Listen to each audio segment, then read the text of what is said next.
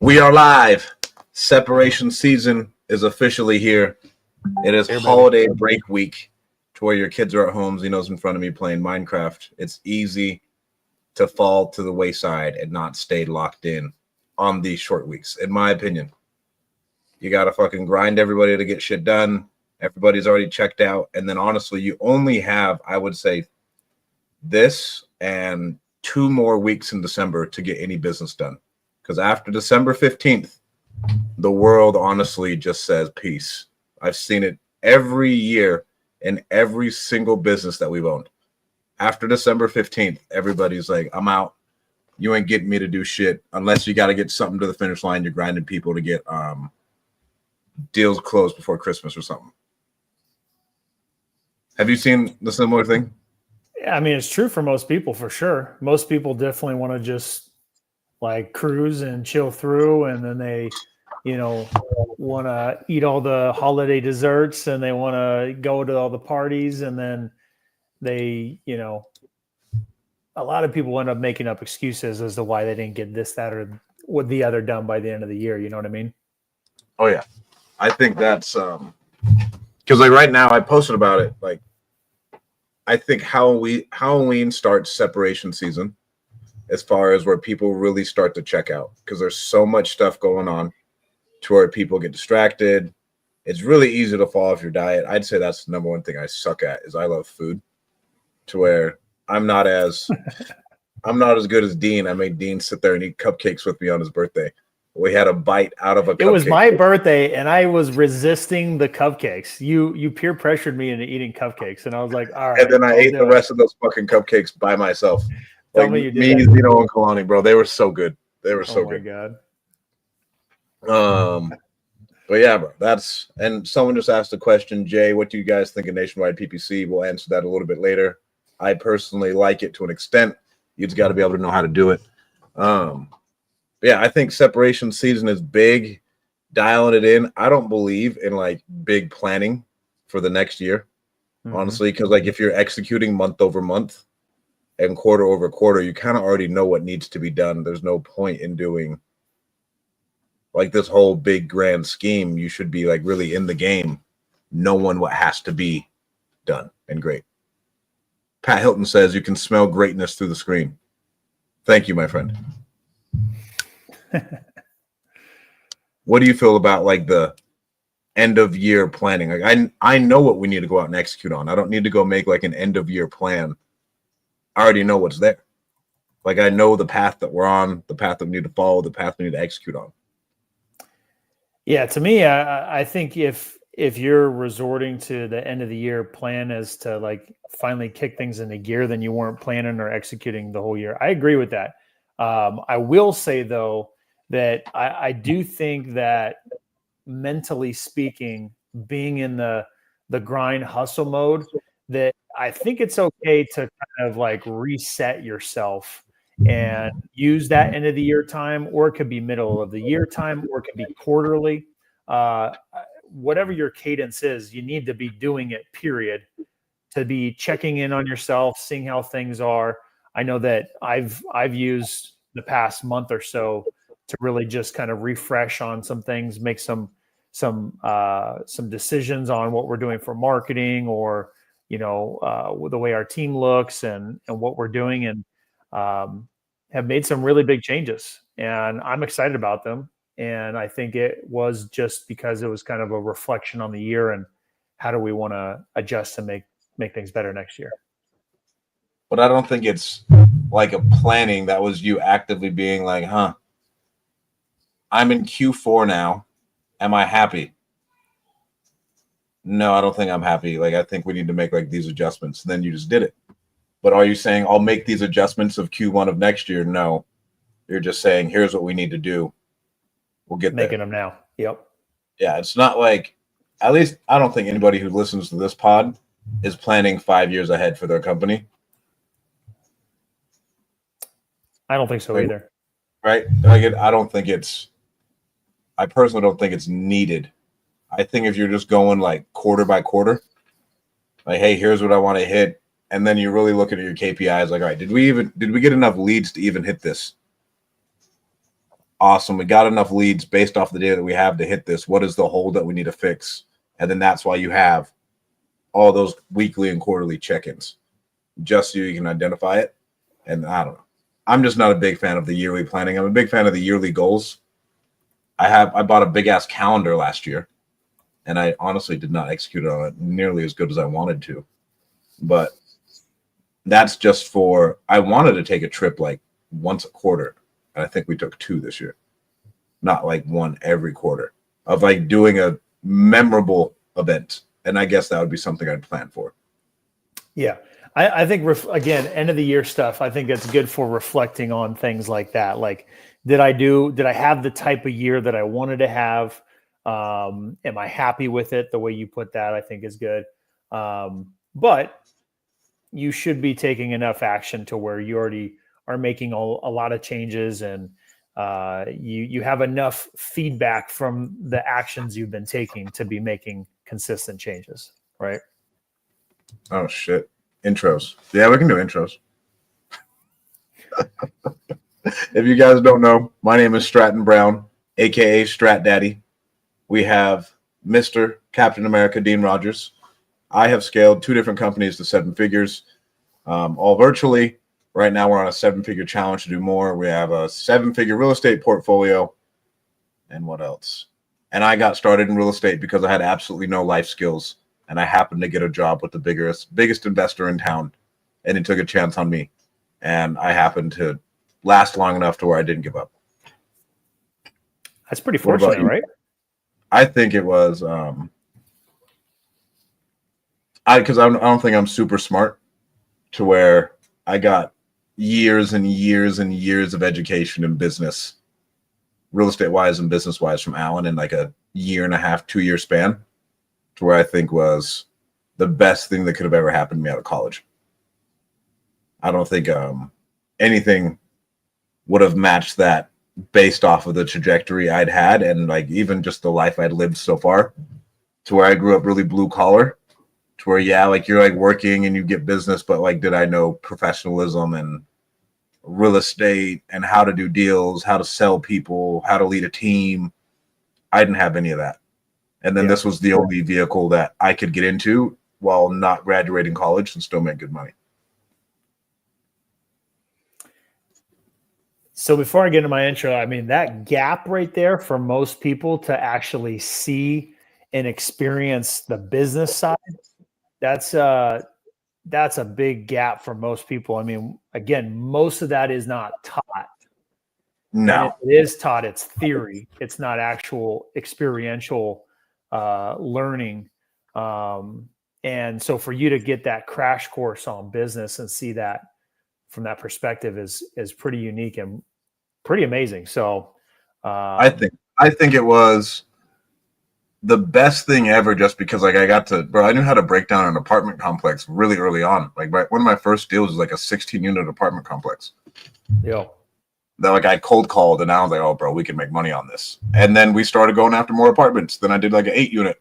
And so like learning just how to analyze apartments and be confident in it led me to being able to analyze storage facilities and still feel confident in the numbers, knowing what cash flow is, like what to expect and all that other stuff, on top of like having to like be there every day, do the same stuff every day, how to not call an old man bro, like all these like little things.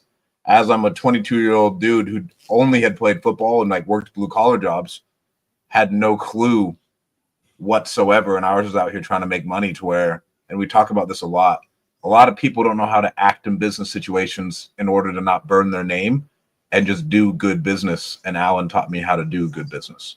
Yeah. To where if you don't have someone guiding you, you may be short-sighted, especially a lot of young men, to where you're just like out here trying to get it and everything else, to where I'd say being short-sighted is the worst thing you can do, because the people who are in the business and they've been in the business for, let's say, 5 years, they're going to continue to stay in the business and be relevant in whatever aspect or community you're involved in for the rest of your life. So you don't want to burn that bridge early on over some pettiness or some greediness or whatever. Yeah. I've seen over the past 10 years, I've been in the business. I've seen some dudes come in and guns blazing, super hot, ready to take on the world, and they just fizzle out because they just burn those relationships, and that's a really tough lesson to learn because the intent might have been good at first, but then you just get blinded by it. So, all right, so jumping into my intro, guys. What's up? Dean Rogers here. You're the co-host. Excited to be with you guys here today. And the topic we have, I started my career in the NFL, then I transitioned to corporate, then into real estate. Been investing in real estate for a decade now in Central California. We have broken through, done 700 deals, have an 8-figure rental portfolio, and coaching students how to get started in real estate with wholesaling. So you guys can always connect with me at deanrogers.com. I love it. I mean, I want to know what the other thing that Alan taught me. Separation season is all the time, but then like during the wintertime is big. And I remember what really like showed me Alan's work ethic is when he had a heart attack, went locked up 3 units, came back, and then he was like, man, I don't feel good. And they took him to the hospital. Right? To where like you are competing with, and even though we always say collaboration, you're still competing against a lot of people. And so doing just the little things that most people don't want to do is going to go a really, really, really long way. And I mean, those 3 deals in Central California, that's 75 grand of locking up 3 units. I mean, so he did that, went and made 75 grand, and then came back. To where it exposes you to the hard work that it does take in order to create the life you want. And Alan's one of the hardest workers I know, and he built something crazy in like fucking 3 years, bro. He became multi-millionaire in 3 years. Yeah, his story is wild. But I mean, what else do you have about separation season? What else do you do besides not getting in the cold plunge to like make yourself stand out during separation season? Do you even consider it separation season? Do you tell yourself we got to put a little bit more on the gas because everybody's slipping up? No, so I don't even really think about this myself in terms of like making adjustments. But guys, when it comes to the holiday season, the reality is that most people are going to pause their businesses. Most people are going to pump the brakes. Most people are going to get busy doing other stuff that just feels good and comfortable. And if you are the type of person that wants to get ahead, if you're the type of person that's looking for the breakthrough in your business, you have to stay focused.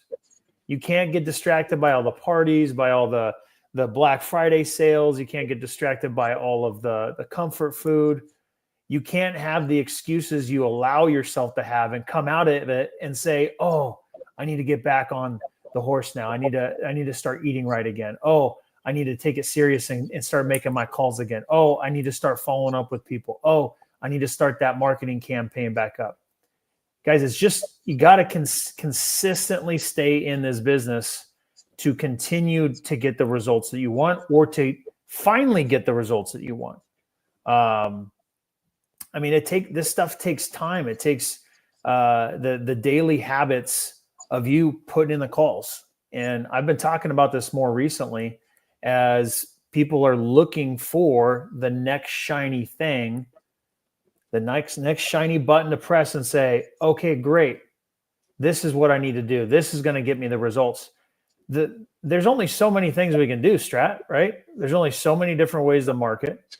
There's only so many different situations the seller's going to be in and the problems we have to solve.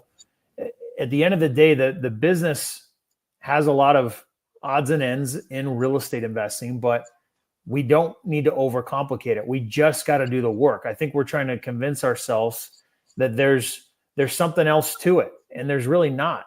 The people that are getting the deals aren't doing something so crazy that you could have never dreamt of it, and it's so secretive that it's unrepeatable. Most of the time, it's just that they're doing what you're supposed to be doing consistently, and then as a result of doing it consistently, they figure out how to improve on it and make these micro changes to get better results. And a case in point, right now, we have some things that we're executing on from a marketing standpoint. And the marketing that we're tweaking is the hustle type of strategies. And I'm talking like networking. I'm talking like driving for dollars. And we're emphasizing and reinforcing daily habits to have good behavior so that we can get the consistency we need to get the results we want. And just by doing that, we're already starting to see improvements in those areas that I'm mentioning right now that we've fallen off of because we've been distracted with other things. So it's just a function of, if you want to continue to move forward in your business and continue getting the results you're getting, or you want to have breakthrough and finally get results, then we got to stay with it. And separation season is no different than the rest of the year. It's separation season year round. It's all year, because most people will get in, they'll get excited, and then they'll fall off because they'll lose track of doing the basics. They're looking for the next shiny thing. I think and Deal Champs always talks about collaboration, and I really do, but I do think about it from like a competitive standpoint. I think now more than ever, you need to be aware that you need to stay more consistent, because now will be your biggest opportunity just to gain a little bit more market share and capture 2 more deals that'll add to your bottom line next year, because everyone else is slipping up. And that's just the truth, because there's going to be a bunch of other people who don't want to be on the phones. They don't want to do all these other things, to where if you just stay consistent and your team stays consistent, you guys could lock up and you won't see it for 90 days, but then March is going to look real pretty, right? Because you stayed consistent. And now, wow, we finished Q1 with a bang. That's what we're going for, to where if you are new and nobody wants to talk about this, you're coming in with no skills and you're competing against people. Dean's been in it for 10 years. Jason's been in it for 10 years. How long have I been in it? Like 6 years, 5 years, to where you cannot afford to slip up, in my opinion. You have to do the stuff that's going to make you stand out. And this goes across any business, because if you don't, you just will get washed away really, really fast. And then Dean can outspend you with his sexy ass commercials that he has running. And then they're going to see Dean's commercials. You didn't get them in time, and then poof. What was our next topic? Do you know? So I think as we're looking in the holidays and we're running up against Thanksgiving here, I think a good topic just to get people thinking about this is talking about gratitude. Okay. And I know a lot of people like to reflect on Thanksgiving, what they're grateful for, friends and family, all those kind of things. But I want to talk about that real quick. We had something from Mitch Craighead. What's up, Mitch? And what's going on, Mitch? Says, always be grinding. There's so much opportunity this time of the year when others are taking their foot off the gas. Mitch, did you end up getting that house I sent you, bro? Or did she sell to that Texas company? I need to text you about that. We had a lead come in that we waited on too much to send to Mitch right by his house up in Roseville. Well, hopefully Mitch jumped on it. So when it comes to Thanksgiving, guys, think about gratitude. This is something that I had taken from, who did I learn this from? I'm drawing a blank right now. It'll come to me maybe later. But there was another company that I had taken this from about, coming from a place of gratitude and implementing this into your weekly practice. You got that from me, and I got it from Raphael. Are you sure? Positive. I'm not sure. I think I got it from somewhere else, but I'll give you credit for it now. Until I think about it. Let's hear it if it's what I think it is. Mitch on IG says they lost by 1 day. I'm such a piece of shit sometimes. Sorry, Mitch. Yeah. See, that's what I'm talking about. That's the separation season right there. Fucking day. We fired a sales rep. The sales rep was working it, and then we oh my God. Stratt was sleeping on a lead. Took too much time. Took too much. I texted Mitch about it. It fell through the cracks, and that they were like, "Oh yeah, blah blah blah. We want to do this." I think Mitch needed to be a little bit lower than what they ended up selling it for, but oh well. All right, what's your gratitude practice? Do you know? So what we implemented is we practice gratitude on our team meetings every Tuesday, And we get on and we open up the meeting. We give some announcements, different things like that. Mitch on IG says, grateful for the Go Giver Deal Champs. What's up, Mitch? Yeah, shout out to Mitch. Mitch is another great example. Mitch Craighead up in the Sacramento area just runs a meetup up there. If you guys are looking for meetups, I would search out Mitch Craighead. Mitch, drop in your the name of your RIA that you have. We can give you guys a shout out there too. But Mitch is a great example of somebody who's a go-giver himself and a community builder. So awesome to have him there. So what we do at the beginning of our meetings, we have announcements, and then we get into gratitude, and we just talk about what we're grateful for, and it could be something simple as one of my team members today was grateful for the new lime and lemon trees that he bought and how they're producing limes right now. And he's just grateful to have those in his life. For me, it could be, I'm grateful for some walks that I was going on, working out, or an experience I had with my kid, or, just when you put yourself in that state of mind, it really just can transform the way you view the rest of your day, the rest of your week, the rest of your month, the rest of your year, when you're from a place of gratitude. Because, life is tough.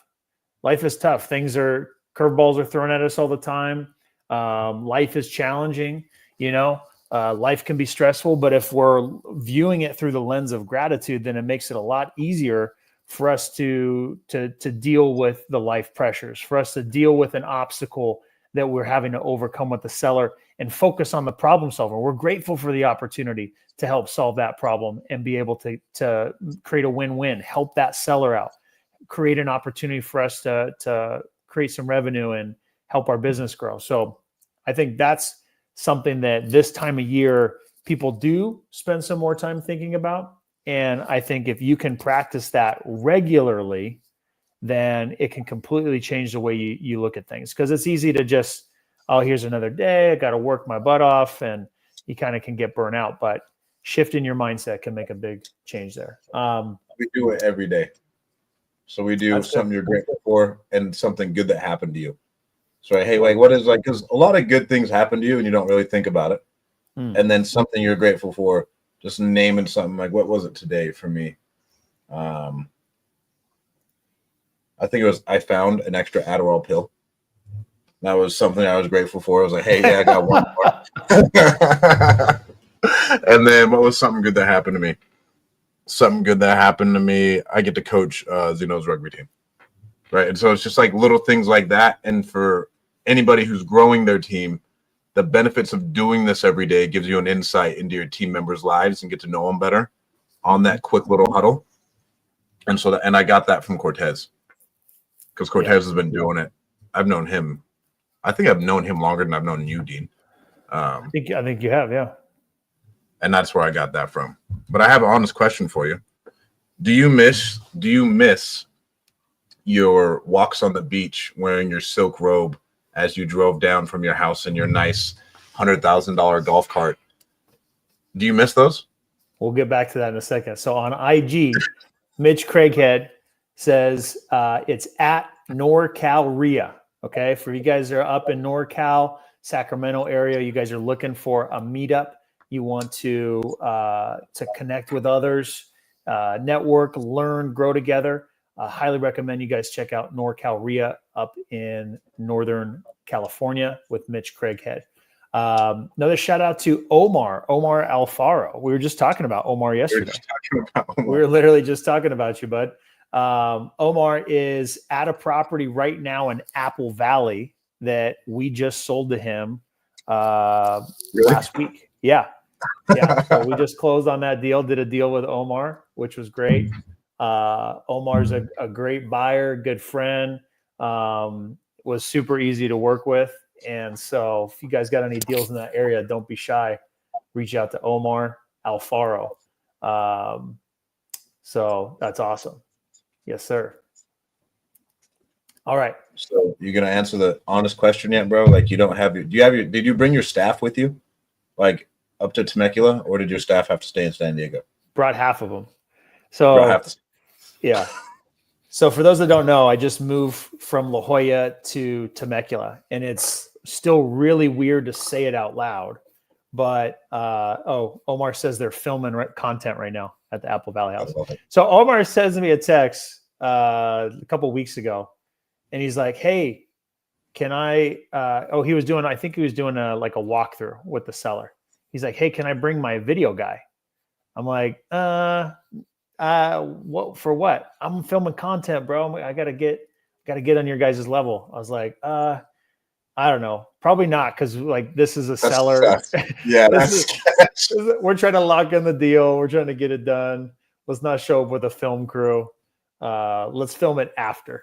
And he's like, all right, no problem.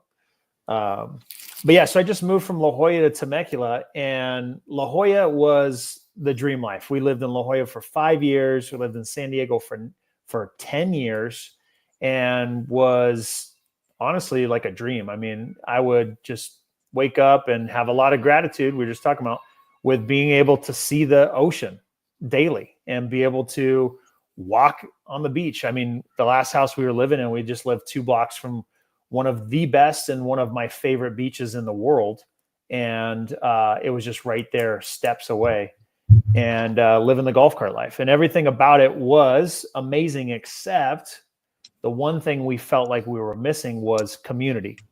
And to make a long story short, a lot of the friends that we did have local in San Diego, La Jolla area had all kind of moved out of the state, moved out of California because of California politics, and it's crazy and it's frustrating, and had kind of moved on. And so we kind of felt a little isolated. We had everything except that community part. And we have a really big friend group that is super plugged in. Many of them are very successful business owners, and we just feel incredible around them. So we're like, you know what? Nothing's holding us back. I work remotely. I do my business virtual. My team works and lives in Central California. I can live wherever. So let's just give it a try. There's nothing preventing us. So dude, just being here a week long now, and we've literally seen friends daily. We're surrounded by neighbors with kids, and literally it's been community overload. And we already have like tons of holiday stuff planned. Yeah. Our kids are going to be on the same. We've already literally scheduled and planned kids on the same sports teams. We already have, all this stuff planned out, and going to church with these people. So it's pretty awesome. It's been amazing. I'm living like the suburban lifestyle. I've got like a smoothie bar set up at the house. You got to see the smoothie bar, dude.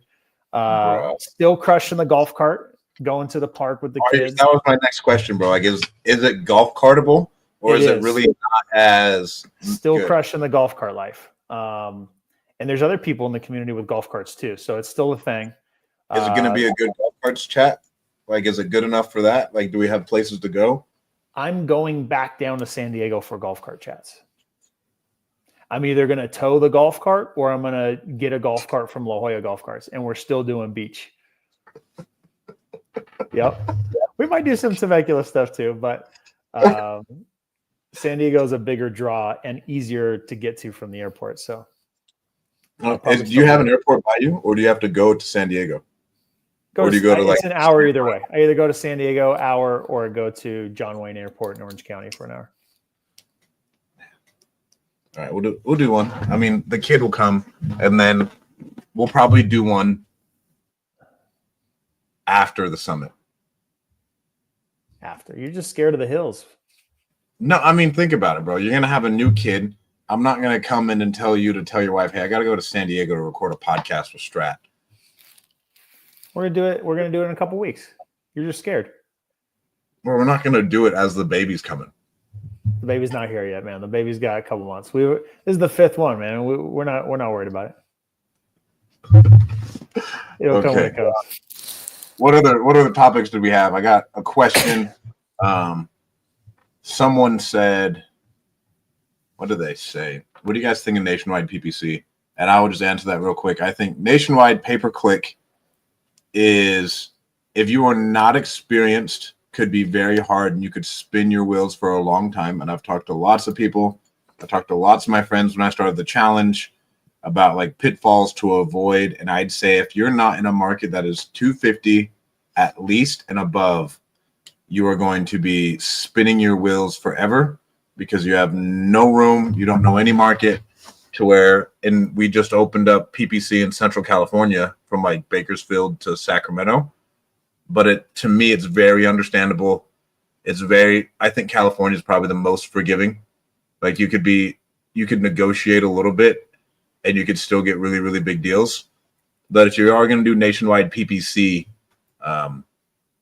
like with Lead Zolo right now, they have like statewide discounts.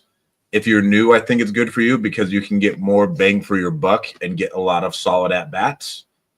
But then eventually you should consolidate down into a couple markets and do it that way. That's just my 2 cents. Do you have any 2 cents, Dino?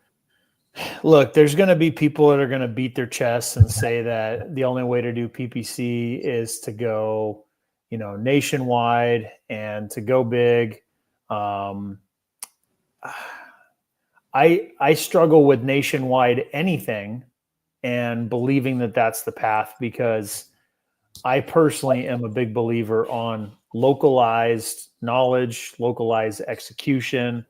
It can be done. Look, there's people that are doing it and there's people that are having success with nationwide, but nationwide, you got to be careful when you say nationwide because typically what a lot of the big players are saying as I'm in masterminds and in some of these groups, I'm hearing that most people are narrowing down their focus. They may say no nationwide, but they're really hyper focused in specific markets that are actually getting them results. And usually they're getting results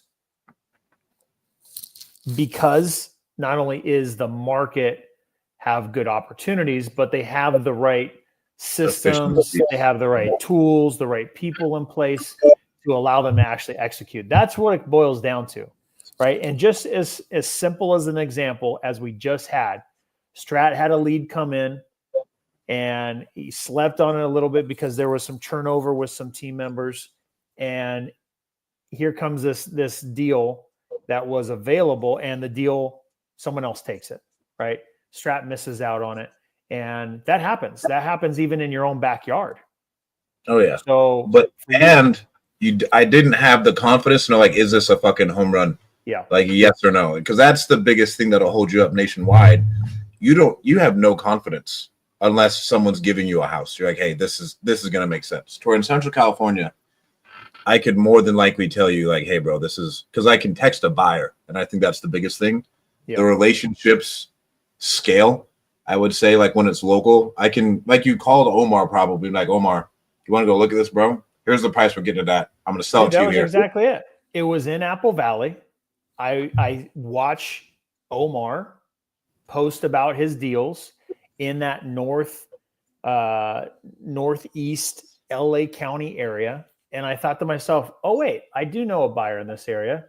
Omar is a good friend and he's doing deals. I'm going to reach out to Omar. He was top of my mind. Sent him a text. He checked out the numbers. He checked out the deal and we put it together. Like it was extremely easy. So easy.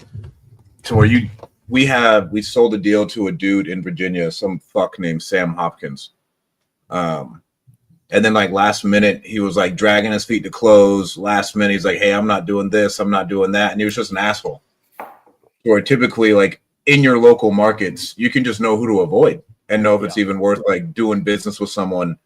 And then even I'm a big fan of telling everybody when someone's a cunt, because if they're going to be a cunt to me, they're going to be a cunt to other people. And so throwing them out there and then getting it done. And I think the trust of buyers, as we've done nationwide stuff and you're just operating with a bunch of random people, it's sketch because you can't trust anybody. You don't know who's snaking you. You don't know who's actually going to follow through. Yeah. And so if you can, and you got to put a bunch of systems in place to make that happen. Whereas if you're local, you know everything, you know our people. Yeah, you can put it on the MLS and get it sold, but still not everything's an MLS deal. And you just want to send it out to the email list and it's bing, bow, boom. It's done in an hour. Much, much different. Yeah. So I don't love the idea of it. Some people are doing it, but they're really focusing in. So if you're considering, scaling your business, if you haven't already, my personal opinion is to ask yourself, why aren't you getting results where you're at now? Is it just that restrictive of a market, or are you not doing enough in your area? Are you not being efficient enough? Again, going back to a topic earlier, if we're looking for the easy button, I mean, I don't think there's a shortcut to get the results you want. You got to do the hard work, and you got to get it figured out, and you got to get your skills up. And, usually it's just tweaking the things to work better. And a lot of that sometimes can be you. You're the one that needs to tweak you to be better.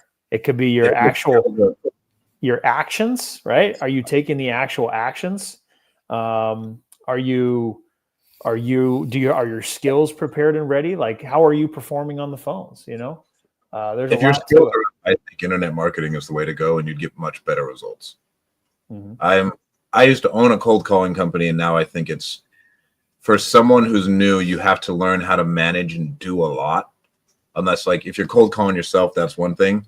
But as soon as you get a little bit of money and you can weather the storm of just even doing PPL, I think it is an absolute no-brainer, and it'll get you results faster rather than sitting there cold calling and cold calling and cold calling.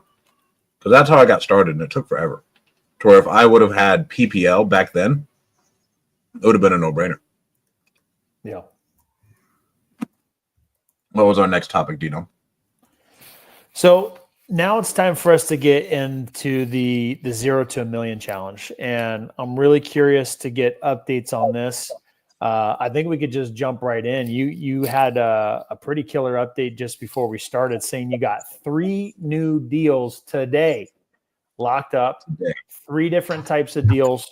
So let's just start with an overall update just on, how is the challenge going? What are some of the pros and cons, or what are the wins, or, the learning lessons? Challenge didn't go as nearly as good as I thought it would, and I'd say that was on my own negotiating with some of the lead providers and setting like a standard of lead quality. Because I was like, hey, we'll take X amount, but getting very, very detailed with like, hey, I want X amount of X to be this instead of excess that we got. But now we have, shout out Courtney Scott. We locked up 2 of his leads from his company today. You guys turn that back on?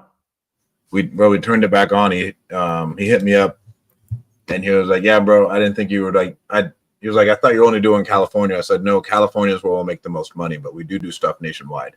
He was like, okay, I can get you solid nationwide leads. And if I go today, we locked up 1 in Birmingham, Alabama for 65. That's worth 175. 1 in Houston, that'll be an ovation. We locked it up at 300. We'll put it on the market at 375. Wow. And then another sub 2 to where it was built last year. She wants $3,500. Her mortgage is $1,800 and the rents are $2,400. And so that one will be like, that one is your ideal sub 2 for someone. Where's that one at? That one's in Richmond, Kentucky. Let me see. What part of Kentucky? Yeah, Richmond, Kentucky. But this is the hard part about when you're doing nationwide stuff. Because I'm looking at it, it's like it's a suburb of a smaller town. Obviously, I mean, if it's selling at $300,000, it's a really affluent part of Kentucky. But dispoing that is going to be a little bit harder, even if like it has to be a killer deal. But I was like, bro, $3,500 to her. It was built last year. There's the only entry fee this person has is to pay us. That makes sense. And so that was what made it happen. And with her, I had talked to her yesterday, and she's like, I don't know. And I went for the no. She was like, can I have till the end of the week? I was like, honestly, man, my offers are good for 24 hours. If you want me to just give you a call tomorrow, we can. But like, I can't wait till the end of the week. We talk to so many people a day. We just want to know where our funds are going to go. Mm-hmm. I like and that. Then I called her this morning, and she was like, yeah, you know what? I found a place. I want to go. I'd like to get this moving forward. And then we got all the paperwork signed, and that one will be a really good one. But again, when we're talking about nationwide, if this was in Central California, I would have bought this myself. Like because it's such a no-brainer. We get into something for $3,500 in closing costs. Bro, if I had that in Madeira or really anywhere within an hour around me, like, bro, that's a no-brainer, and you get a tax write-off for the end of the year. Yeah, especially with $1,800 in payments, $2,400 in rents. I mean, that's a no-brainer. Right, it's a no-brainer. You're going to wholesale that one? I'll wholesale it. We'll Okay. probably make 10 to 20 on it, depending. You don't make it. It's hard to make a lot of money on sub-2 deals because then unless you're selling it to a dipshit, and just to be straight up, because you're looking at it through like a return standpoint. Yeah. For all the sub-2 deals that come out in Central California, everybody wants $80,000 to get into a $30,000 house because someone has a 4% mortgage. Doesn't make any sense. Yeah. To where this one, she has a 5% interest rate, but at the same time, when you're analyzing deals like this, and I think about like, who am I selling this to? Who would get this? I'd want to sell to the Henry Washington of that area. Henry's like, bro, I don't care about the interest rate. It cash flows. I have zero capex, and my entry fee is really low. My return is going to be crazy. It's better debt than I'd go out and get anyways. I'm fine. Right. And so it's just stuff like that. I think it's a 5.5. That's fine. Right. And I mean, on a regular rental, that's still not bad over the grand scheme of that. Yeah. To where you got still a really, really good return and you'll get your money back within like a year and a half. Yeah. What are some other things we've learned? I mean, I've had to learn how to do novations. We've messed up quite a few, and we've mispriced quite a few. So what are the things you've messed up on novations? Because it doesn't. People make them sound simple, but I think you could mess up on the execution of it. You could mess up on the pricing of it, setting the expectations. So what's setting expectations? Like one. What's going on, Edwin? I'd say setting up expectations with them. Just like, hey, we're gonna need a lot of access, and like, here's what we're doing. We're gonna put it on the market, and just being very, very transparent. Like, we're gonna negotiate on your behalf. There's going to be some. We need more access. The one you just locked up in Houston, is that the conversation you had with him? Legitimately, the conversation was, I offered him $250. He was like, I bought it for $250 10 years ago. I'm not doing $250. And so I was like, okay, we may have another option for you in that $300,000 mark, but I'm going to need more time. I'm going to need more access. We're going to have to get a bunch of people in here. And then he was like, so essentially you're listing it. And I was like, no, we're not going to be a realtor, because when someone wants something repaired, we're the one who makes the repairs. Right. And so I was like, okay, you know what? Most people only care about their number, right? People care about their number. Very few people who we do deals with have an exact timeline where things have to be done, unless it's like a pre-foreclosure. Wouldn't you agree? Like, most people aren't like, hey, this needs to get done in 30 days. Most people aren't like that. Like, it's, hey, what's your problem? Our offer is around the problem, and then we solve from there. Yeah, most have flexibility. There's some rare cases where they're pushing on us real hard, but yeah. And so that was the conversation. We told him we'd do that. He's like, all right, honestly, I don't care. You guys make your money. I just want my $300. And we were like, sweet. And so we got some paperwork signed. The sub-2 woman, oh my God, this one's terrible. She bought it last year, and her husband went to a nursing home right afterwards. And so she was like, I can't upkeep this thing. She was like, I don't want to upkeep this thing. I have no equity. I refinanced like 6 months after we bought it, so I'm almost upside down on it. So she'd have to bring money to the table. And so that's like, having those tools in your tool belt, I think, are really good, because now we have the novation. We did that one. That'll be in Houston, and that's what fit that seller. Now we have the sub-2 deal. That is the only thing that could help that seller without her having to come out of pocket. I mean, on a $300,000 house, that's a pretty hefty commission. And then we have the wholesale deal in Alabama. And that one was just like, shout out OmniDrip. He went dark on us because I guess his daughter dropped his phone in the water. We put him on a OmniDrip contract sent, didn't hear back. We told him we'd be at 65, I want to say 2 weeks ago. And we just didn't hear from him. And so we put him on the drip, followed up with him once a day, and then he came back today, called us, saying, "Hey, I still want to sell. Were we going to be at 70? Like, I'm ready to go." I was like, "No, we need to be at 65." And he was like, "All right, like, I'm good for 65." Huh. And then we should be getting photos within the next hour because it's vacant, and so that one will be really, really easy. So, what are the ways we've messed up the novation? Mispricing, I believe, is like the number one thing. Of like, you think you're going to get one thing and you really aren't. Like, you got to be I'd say you want to be aggressively below the market price to just get it moved. Like, we don't want to sit on these things forever. And that's what I told the guy today. I was like, "Hey, we're going to underprice this just because we want this off the books. We want to make our money and we just want to get it done. We're not out here trying to sell this thing for absolute tip-top dollar." Number two, we've gone through a handful of like flat fee brokers. And so learning how to like vet the flat fee brokers, which ones can do what, and then like which ones in what states can do what. And then we're waiting on, right now we're doing one in Florida, but we threw it up with a flat fee broker just because we've been waiting forever. But as soon as we get our professional photos, we just want to see if we get that back. As soon as we get our professional photos, we're throwing it up with an actual realtor so they can actually move it. Because I talked to Rich Wonders about this.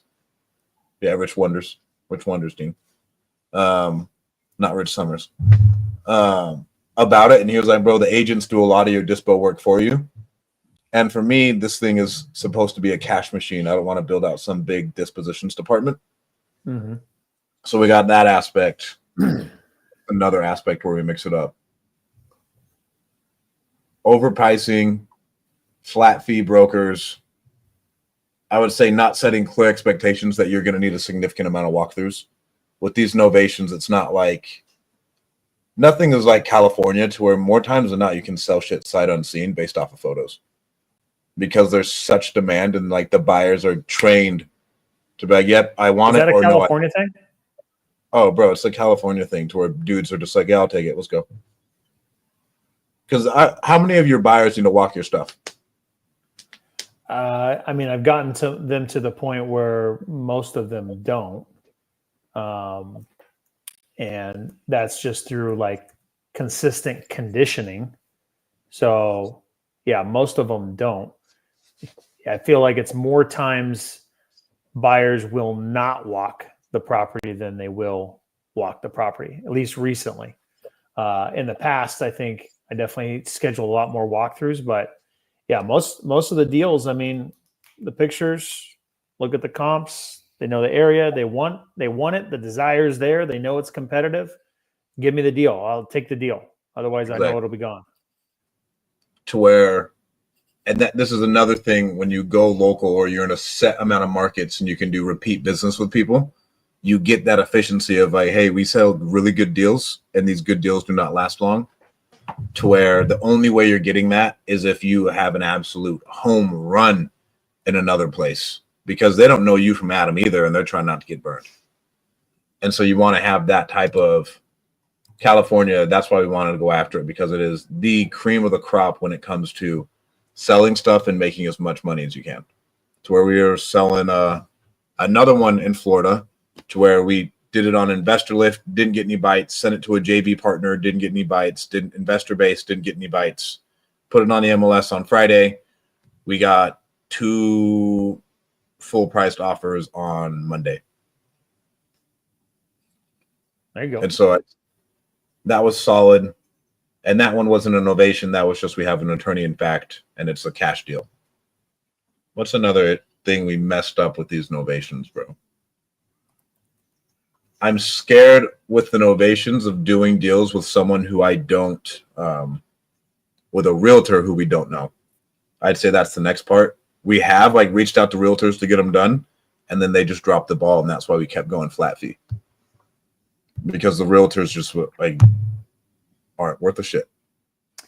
And so that's another way. You just got to find the right people. I mean, that goes for anything. Realtors in general, you could say wholesalers, real estate investors, cash buyers, whatever other title you want to give somebody. It's most people aren't worth a shit. when it's like you gotta. Most people talk. They aren't really doing anything, and then you aren't a part of the community, so you don't know who to trust and like who's actually gonna do what they say they're gonna do. So like out here, when anybody needs a buyer, I'm like, Armando's the guy. Just send Armando a deal. Armando will tell you the price and he'll buy it. Mm-hmm. He says what he's gonna do. Someone needs a contractor. I say Thomas Braden. TJ is going to 100% get it done. He does what he says he's going to do. We can say fire damage. Bro, hit up Henry Resendez. Henry Resendez says he does what he says he's going to do. To where when you're making promises on your end and you promise these people things are going to go one way, you just want to make sure that in order to get that done, everybody's on the same team and you can trust your essentially partners to get everything to the finish line. And the right realtor is hard. It's true, especially, there's so many of them. How do I know which one's the right one? How can I make sure that they're going to follow through? Man, it's tough. And it's interesting too, because there's, whatever the percentages is, they say that, 10% of the realtors do 90% of the transactions. There's all these different statistics, and it's some really low amount of realtors that are doing most of the transactions. You would think that somebody who's looking to get some money in their pocket, they would just follow through and execute. But they're maybe not a top performer for that reason. So most people aren't top performers for a reason. Is a great way to put it. So the flat fee services have been decent. Yeah, I like Beacomb, because the hard part with a lot of these flat fee services is that they'll put it up, but then it's hard for an agent to get a hold of you, and it sends them to like a toll-free number. They gotta fucking wait. To where with Beacomb, we get calls directly forwarded to us, and I'd say they're the Jacket Brokerless is good. There's another one that I don't necessarily like, just because it's been hard for people to get a hold of us. Like we've had multiple people like eventually like, hey, I had to call 6 different numbers to get a hold of you. I want to buy this house. And this is after this thing's been on the market for a month. And I'm like, hey, bro, we actually just sold it, but thanks. Right. But so Beacomb, I think, is the most efficient. They're tech forward, to where I think there's a chance at someone doing good business over there, just because there's some of these flat fee brokers, bro. If you look at their websites are from the 90s. Yeah. Like it's sketch. That in itself is going to turn me away. I don't want to move forward. Right. Like they text and they talk really fast. And like you can tell like they've just been doing business for years off of relationships. Right. There's like not a whole lot of paperwork. And like, all right, here's your PayPal. What's your PayPal, bro? I'll send you the invoice. Yep. To where it's like that type of stuff. What else would I say we should do different? What have we learned over the challenge? You need to be significantly more aggressive in your prices than you ever think you would be on the acquisition side. And then if you are doing it and you don't have investor lift, you're going up a uphill battle. I think you need investor lift and investor base. You need investor lift just for because we've sold stuff on there to where it's like a random person saw it on investor lift. They'd never done a deal before and they got it. But investor base is still good because you can get everybody's direct phone numbers and still get them on the phone. So now, like our whole process, we have investor lift, we go in Artemis mode, we pull out every single person who looked at a property within a 1 mile radius. We go on all those lists, we take all their names and phone numbers, add them to Resimpli, send out a mass text on Resimpli. We do investor base, we do the same thing, and then we call through all those numbers as well to get it sold. So we have the text messages that go out on Investor Lift, text messages that go out through Resimpli from Investor Base, our emails, and then phone calls. To where in California, again, you send out a Facebook group post and you're pretty solid. You don't really need to do much else. Mm-hmm. Okay. Well, I think it's pretty cool that you are continuing to make some tweaks and changes to your marketing, to your process, to get the results you're getting. You got 3 deals today. That one in Houston, that Novation sounds like a pretty juicy one potentially. It won't be, because if we look at it, we got 365. We locked it up at 300.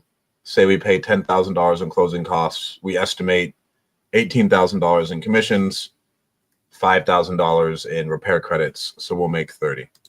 Yeah, it's nothing crazy. Good deal, though. Solid deal. Yeah, not a bad day. What's your goal throughout the rest of the year? What is our goal throughout the rest of the year? What do we have on the board? That's 10.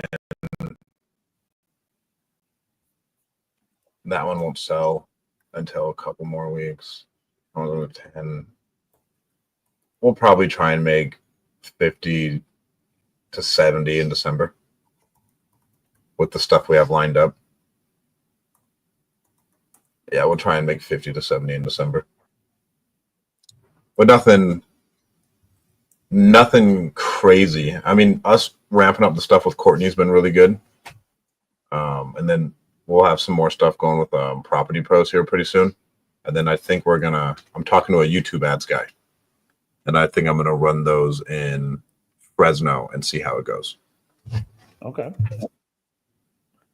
But I'd say the only goal, we gotta hire on more sales reps. That's way harder than I thought it would be. And then that'll be all. We have the lead flow now. I actually got a post about hiring sales reps today.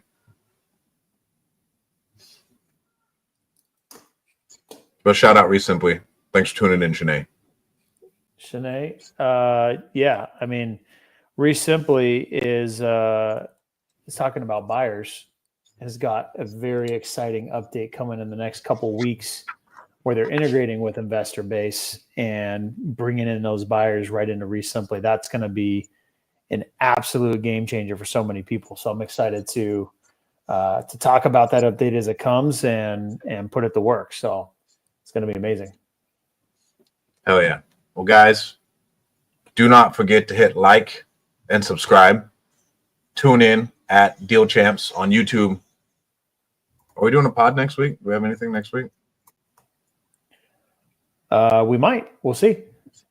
We'll see. We'll see who we can get on the pod next week. We'll talk to you guys soon. Peace.